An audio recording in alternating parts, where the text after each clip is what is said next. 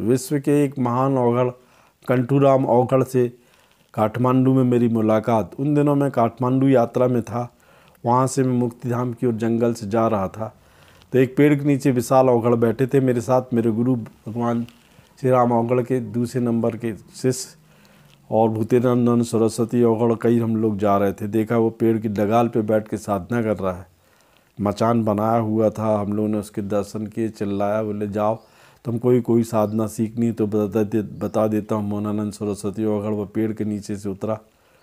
उसने वहाँ सफ़ेद रंग के फलों का इकट्ठा करके रखा था, उससे वो हवन करता था।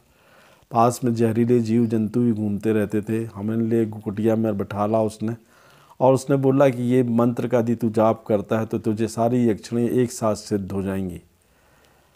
महाराज ने हमारे बोला तो मैंने वहाँ बैठा 7 दिन तक उनके साथ साधना की। ये साधना केवल औघड़ कर सकते हैं, साधारण इंसान के लिए नहीं है। उसका वो मंत्र था ओम विचित्री विचित्रे यक्षिणी फट स्वाहा, ओम विचित्रे विचित्रे विचित्रे विचित्रे यक्षिणी फट स्वाहा।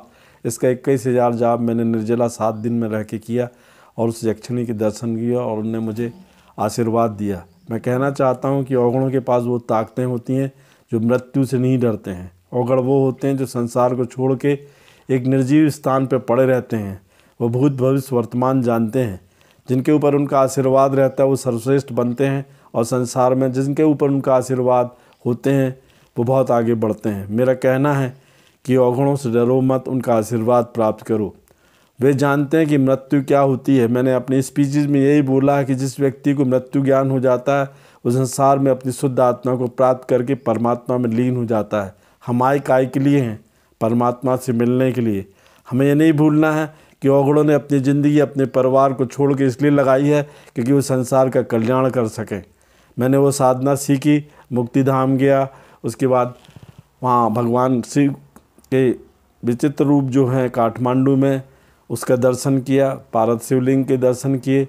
और मैं कहना चाहता हूँ लोगों से कि यह मत भूलो कि तुम यहाँ आए हो कुछ क्षण के लिए घूमने के लिए। तुम्हारी मौत और ज़िंदगी वो परमात्मा की कठपुतली के हाथ में हो। कब जाओगे, कब